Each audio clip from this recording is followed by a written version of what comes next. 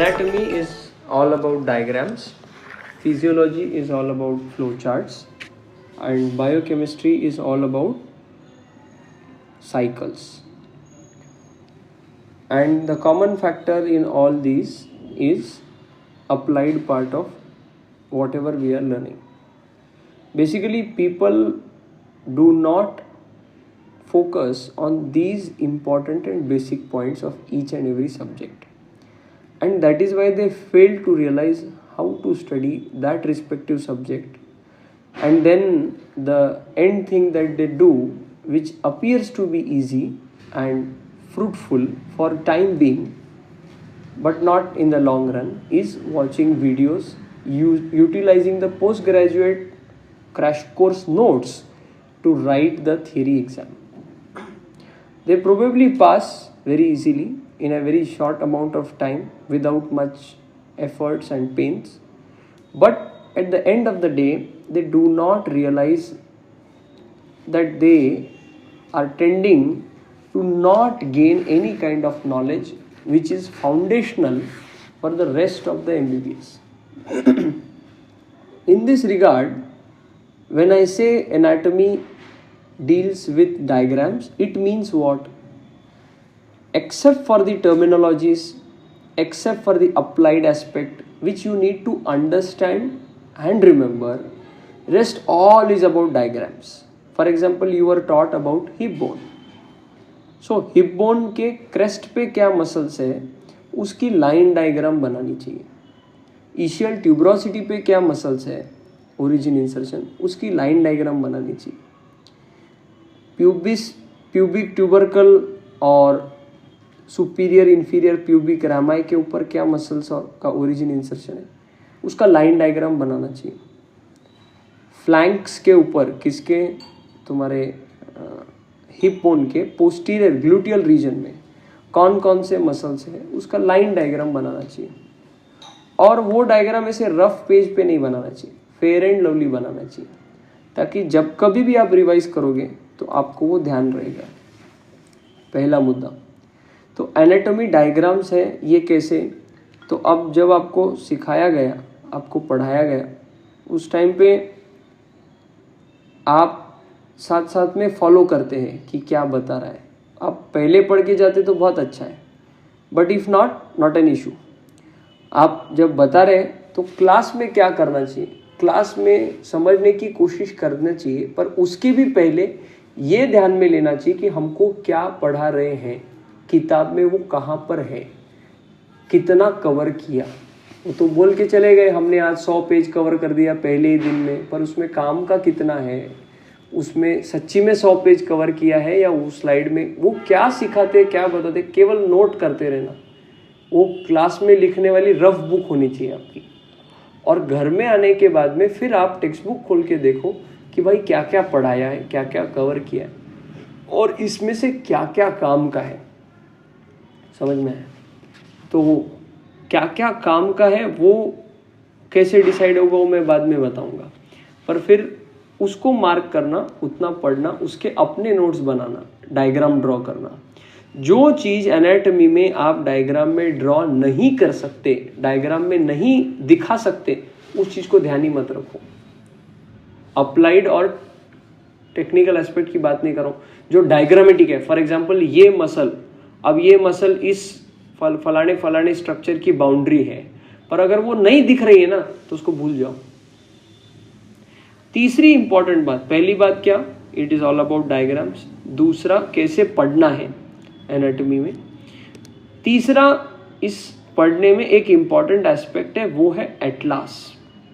आप जब book loan के लिए अप्लाई करते हैं तो एनाटॉमी में दूसरे किसी और बुक के लिए अप्लाई नहीं करना, एटलास के लिए ग्रांट्स एटलास या नेटर्स एटलास, या आप एक बार बीडीसी नहीं खरीदोगे तो चलेगा, पर नेटर्स एटलास आपने खरीदना चाहिए.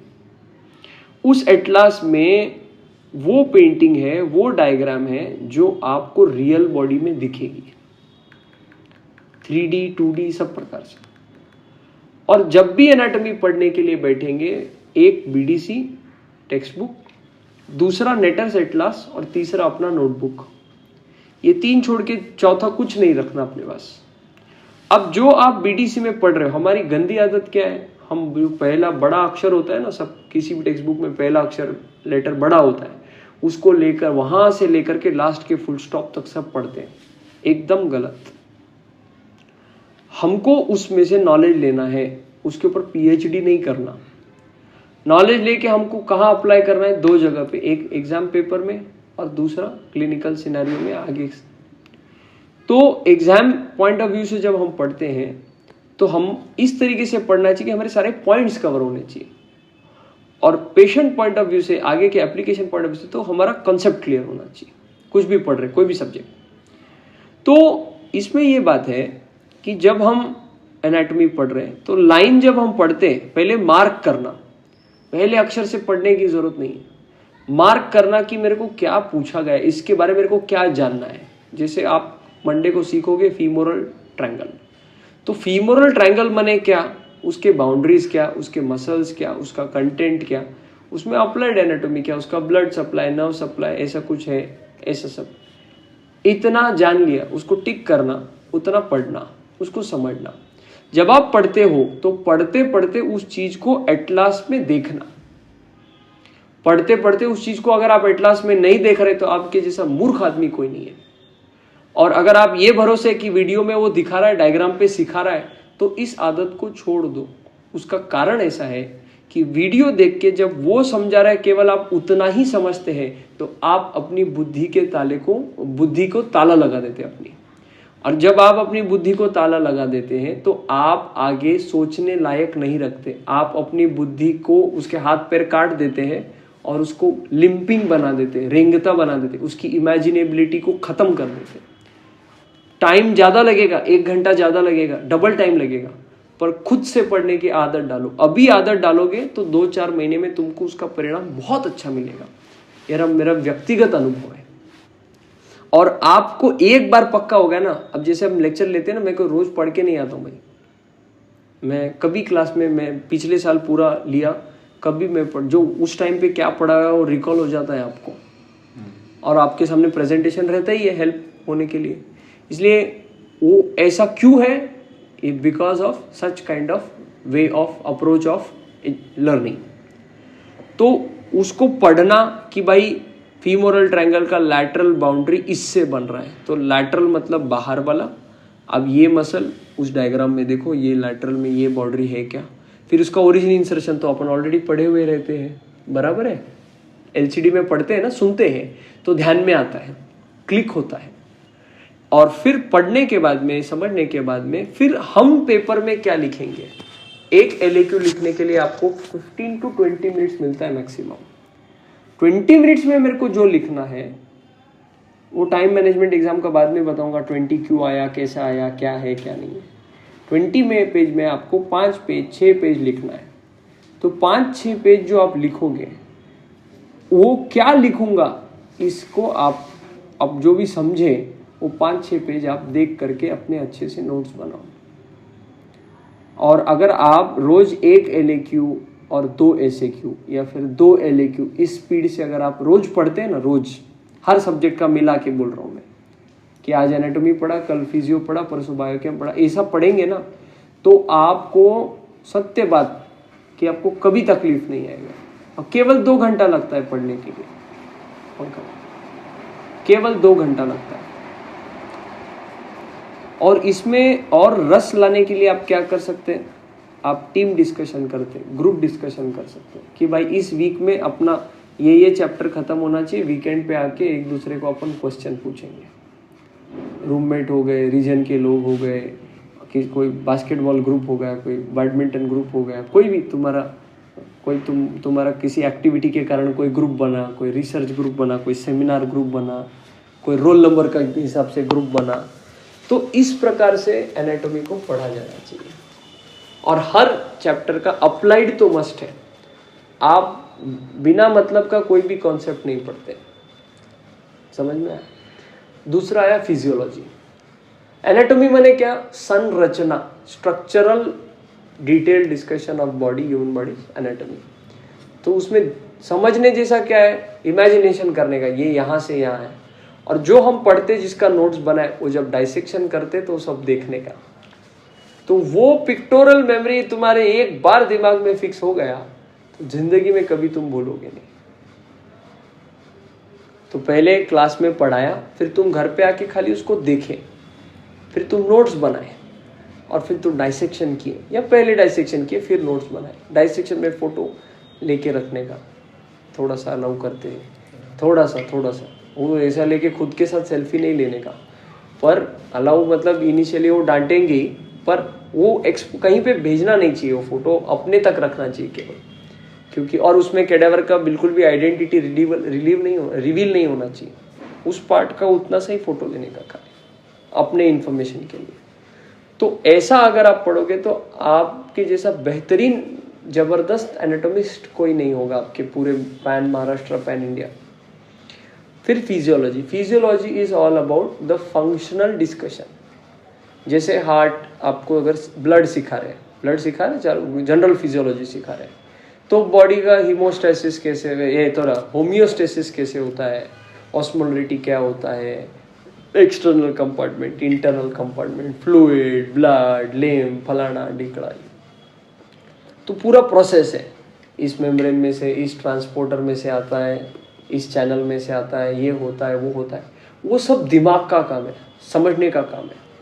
वो भी पॉइंट नोट करने का क्लास में कि क्या क्या कवर कर रहे हैं, टॉपिक का क्या क्या कवर कर रहे हैं, वो नोट करने का। पहली बात समझ में आए नहीं आए, सेकंड थिंग, फिर समझने की कोशिश करने का पढ़ाने वाले को, और फिर घर में आके वो देखने का और स्टैंडर्ड बुक में से पढ़ने का कोशिश करने का। गाइटन है, आपका AK जैन है, ऐसा सब जो गुटका बुक्स है, सेमुलिंगम, वीडी जोशी, उसको नहीं। और मैं तो प्रेफर BJ नोट्स किया करता था। गाइटन पढ़ने का, समझने की कोशिश करने का, अंडरलाइन करने का, और गाइटन में जो आपने पढ़ा है उसको फ्लो चार्ट में कन्वर्ट करने का। फॉर एग्जाम्पल आप लोग अभी मसल फिजियोलॉजी में, NMP में आप लोग सीखोगे कि एक्शन पोटेंशियल कैसे होता है। तो एक्शन पोटेंशियल कैसे होता है, तो भाई पहले ये गेट खुलता है, सोडियम अंदर जाता है, फिर वो इम्पल्स जनरेट होता है, फिर वो एक्शन पोटेंशियल पास होता है। पहले एक्चुअली पोटेशियम से स्टार्ट होता है, पोटेशियम लीक चैनल्स होते हैं, पर ये स्टेप्स है ना कि पहले पोटेशियम लीक चैनल है, फिर थोड़ा नेगेटिव से 0, ये थोड़ा कम नेगेटिव हुआ, अब फिर उसके वजह से पॉजिटिव का थ्रेशोल्ड, सोडियम अंदर आया, ये 1 by 1, इसके बाद ये हुआ, इसके बाद जैसे आप पहले खाने में सलाद खाते हो, फिर आप रोटी खाते हो, फिर दाल चावल खाते हो, फिर मिठाई खाते हो, ये सीक्वेंस है। तो physiology is all about this.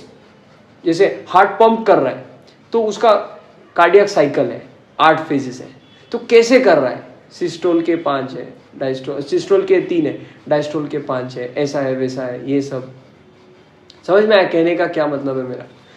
Step by step है। तो जो भी आप पैराग्राफ पढ़ते हो उसको तुरंत फ्लो चार्ट में आपने कन्वर्ट करना है, इसके बाद ये होता है, इसके बाद ये होता है, और केवल उसी को रिवाइज करना है। हो गया फिजियोलॉजी, अप्लाइड तो लागू है।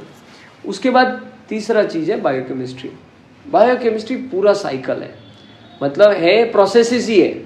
जैसे आपने खाना खाया, ग्लाइकोलिसिस आप तो 12th में भी पढ़े हो कि ग्लूकोज का कैसे मेटाबॉलिज्म होता है, HMP शंट क्या होता है, माइटोकॉन्ड्रिया में क्रेब्स साइकिल क्या होता है, ये वो सब पढ़ा है। तो क्या है, साइकिल ही है, पर उसमें मॉलिक्यूलर इंपॉर्टेंस ज़्यादा है। मॉलिक्यूलर इंपॉर्टेंस मतलब क्या, कि जैसे मान लो ये ग्लूकोज मॉलिक्यूल आया, तो उसको ट्रांसपोर्ट करने में कौन कौन से ट्रांसपोर्टर है, फिर उसमें कौन कौन से एंजाइम्स लगते हैं, फिर उसमें ATP लगता है नहीं लगता है, फिर उसमें अगर वो एंजाइम नहीं है तो कौन सी बीमारी हो जाएगी, एंजाइम ज़्यादा हो गया तो कौन सी बीमारी हो जाएगी, सबस्ट्रेट कम है, प्रोडक्ट ज़्यादा है, प्रोडक्ट नहीं बन रहा है, वट एवर, कुछ पॉइजन डाल दिया, कुछ दूसरा मेडिकेशन डाल दिया, उसका क्या इफेक्ट है, वो कैसे ब्लॉक करता है, ये सब है। तो उस साइकिल को याद रखना, उसमें जो इंपॉर्टेंट स्टेप्स है, पूरा रटने की जरूरत नहीं, जो इंपॉर्टेंट स्टेप्स है, जैसे आप कैसे याद रखते हो, अब यहाँ से कॉलेज जाना है तो एक एक दुकान को याद रखते हो क्या, कि वहाँ मेडिकल आया, फिर ये आया, फिर उसका बाद ये आया, फिर ऐसे दुकान, रास्ते में 100 दुकान लगता है तो 100 दुकान याद रखते हो नहीं, आप क्या करते हो, मेन लैंडमार्क याद रखते हो। वैसे जो रेट लिमिटिंग स्टेप है, जिसकी वजह से फर्क पड़ रहा है, ऐसे उसको आप याद रखना है, हो गया। इतना सिंपल है। और इसमें सबसे महत्वपूर्ण बात यह है कि you must have your own notes. वो वीडियो देख के फिर उसी का प्रिंट आउट लेके फिर उसी को लोग अलग अलग गुटखा तुमको बहुत सारे मिलेंगे, मैं नाम नहीं बताता क्योंकि वो ही वायरल हो जाएगा नहीं तो। किताब पढ़ना चाहिए और किताब से अपने नोट्स बनाने चाहिए। रोज केवल 2 घंटा घड़ी में देख के 7 से 9 पढ़ने का, या खाना पहले खाते हो तो 8 से 10 पढ़ने का, या लेट खाते हो तो 6 से 8 पढ़ने का, फिर खाना खाने का। केवल 2 घंटा, एक दिन एनाटॉमी, एक दिन फिजियोबायोकेम, एक दिन एनाटॉमी, एक दिन फिजियो, और वीकेंड पे थोड़ा खींचने का 4 घंटा 6 घंटा पढ़ने का। तो इतना इजी मैं तुमको बताता हूँ, एग्जाम के टाइम पे बिल्कुल स्ट्रेस नहीं आता है। तो तुम 2 घंटा रोज पढ़ना है मतलब बड़ी बात नहीं है। आप 1 आध घंटा, आप कोई जिम जाता है, किसी को गाने का शौक है, किसी को कोई और कुछ एडिटिंग करता है, किसी को कुछ सोशल मीडिया का शौक है, कोई कुछ किताब पढ़ता है अवान्तर दूसरा, तो ये सब बैलेंस करने को। पर 2 घंटा स्ट्रिक्टली ऐसा नहीं 2 घंटे में 10 फोन आ गया, ये हो गया वो हो गया, ऐसा नहीं। 2 घंटा पढ़ाई मतलब मोबाइल तो लेना ही नहीं है पढ़ने के समय। जो व्यक्ति मोबाइल को बाजू में रख के पढ़ सकता है वही पढ़ सकता है, नहीं वो वीडियो है, वो ये है, वो ये सब फालतू की बात है। मैं कोई पुराने जमाने का आदमी नहीं हूँ, very techno savvy person, but despite this